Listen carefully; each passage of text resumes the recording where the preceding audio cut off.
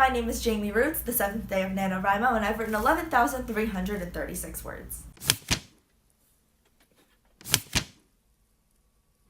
Okay, so for those of you who don't know what NaNoWriMo is, you can check out my video about NaNoWriMo, or, stay here and I'll give you an abridged version. It's basically an annual event where you try to write a novel in a month. It happens to be the month of November every single year. This is it. We're a week in. If you have not started NaNoWriMo yet and you kind of want to, you totally still can. There's absolutely time to join. A lot of people start midway through and are totally successful. If you are in the middle of NaNoWriMo, let me know how you're doing. As I said, I've written 11,336 words so far, so I am basically at the word count for today. I've been writing a little bit more than the word count every day, so I'm technically slightly ahead. I write more at night. I haven't written since yesterday, if that's any indication as to my writing pace at the moment, but yeah. So, as I was talking to a friend the other day about some creative writing classes she's considering taking, she asked me what screenwriting is like. And I told her that it's literally just dialogue and action. You can try to tell me otherwise, but that's what screenwriting is. It's dialogue and it's action with, you set the scene at the beginning. Now, I am very good, I think, at screenwriting in comparison to novel writing. I'm much better at it, and I'll tell you why. Novel writing has 4 basic components. I'm not talking about character, I'm not talking about plot, I'm not talking about any of that kind of stuff. I'm saying if you look at the words on the page, the words serve very, very few functions. They serve to tell you what the character is doing, to tell you what the character is saying, to tell you where the character is and what they look like, blah, blah, blah, set the scene type stuff, and they serve to tell you what the character is thinking. Now, screenwriting really has the first 2 things with a little bit of the third thing at the beginning of each scene. But besides that, you really, really don't need to write much detail, and you really don't need to write character thoughts. Now, that's what I'm bad at. I'm absolutely garbage at writing character thoughts. It just doesn't come naturally to me. I'm so much better at writing dialogue. It's why I just said that I'm much, much better at writing screenplays than I am at writing novels. So that's a problem. Part of the advantage of reading a novel is that you know what the character is thinking. In a screenplay, it's kind of the director's job and the actor's job to interpret the screenplay and figure out what the character is thinking or could be thinking, and it could be different than what the writer had intended. Novels are different. In novels, you want to know what the character is thinking. That's the advantage of this medium. The advantage of the novel is that you know what your character is thinking. I suck at that. I only ever want to write, David got up to get a glass of water and said, "How are you doing?" That never happens anywhere in my book, but that's what I write. I write dialogue and I write action. Those are the only 2 things. And for the first chapter, I'm pretty good at writing a novel type thing. I can write all 4 elements in the first chapter, but then you get into any chapter after the first chapter, dude, no. I just drop off the face of the earth with the character thoughts. The very simple solution that I have for this is I just write dialogue and action while I'm writing. And then once I've finished writing a conversation, I go back to the beginning. I go, what is this character thinking after this line? Is he thinking anything of significance that's different after this line? Where can I break it up? Where does it make sense to break it up? I think that I write better that way. I'm not sitting there for 10 minutes racking my brain, what is this character thinking right now before he says his next thing or before the other character says their next thing. It just wipes so much of that out of the water. I'm so sorry about the traffic sounds. I'm in the middle of New York. It just happens. It's something that I need to deal with. So I don't normally do this. I'm not great about showing people unedited work, and I super don't like sharing my ideas because I'm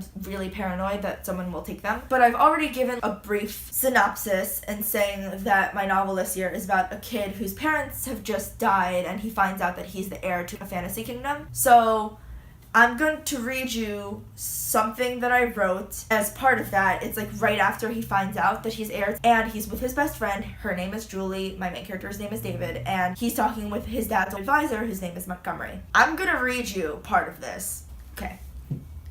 David, the throne is your birthright, but I'm 13, I say. And think about how cool it'll be, Julie says, nudging me. What 13-year-old can say he's a king? I turn to her. Do it with me. What? David, I cut Montgomery off. Be queen. Ew, she says, quickly pulling back her hand. I am not marrying you. I shake my head vigorously, scrunching up my nose. Ew, no, that's not what I meant. I just mean, help me. I don't have to be the queen to help you. She's right, Montgomery says. Yes, you do. I can't do this without you, I say.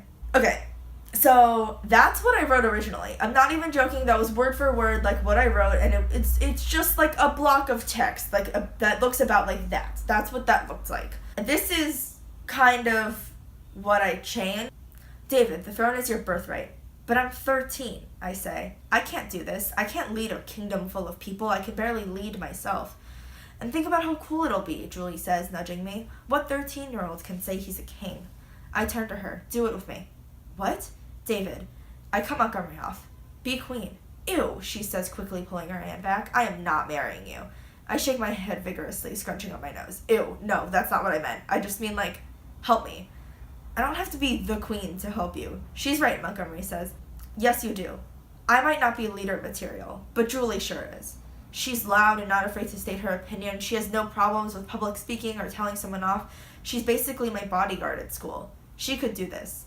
If anyone could lead a kingdom at 13, it's her.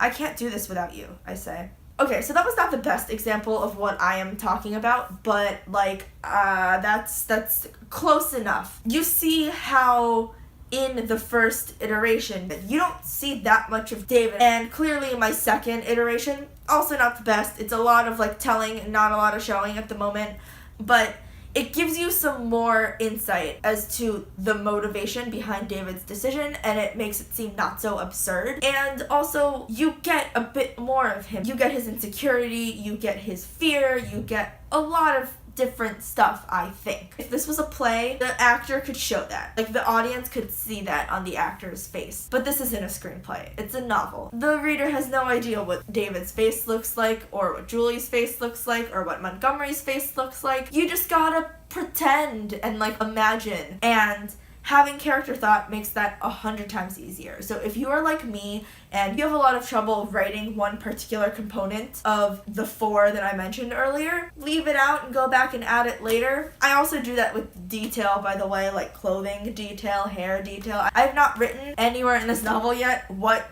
David or Julie look like, or like any other character, basically. I think I've mentioned that Julie's short. That's about it. They just look like what they look like in my head, and one day I'll go back and I'll fix it. I think that that's a good way to write, because I think you end up writing better. I don't totally know how this will go if you're really, really good at writing thoughts and not good at dialogue. I think in that case, you might still want to write dialogue first and thought later. I just think that if you have trouble with any of those 4 components, segmenting the way that you write is better, my opinion. I'm not sure if that'll help you, but if you have the same problem that I do, maybe it will.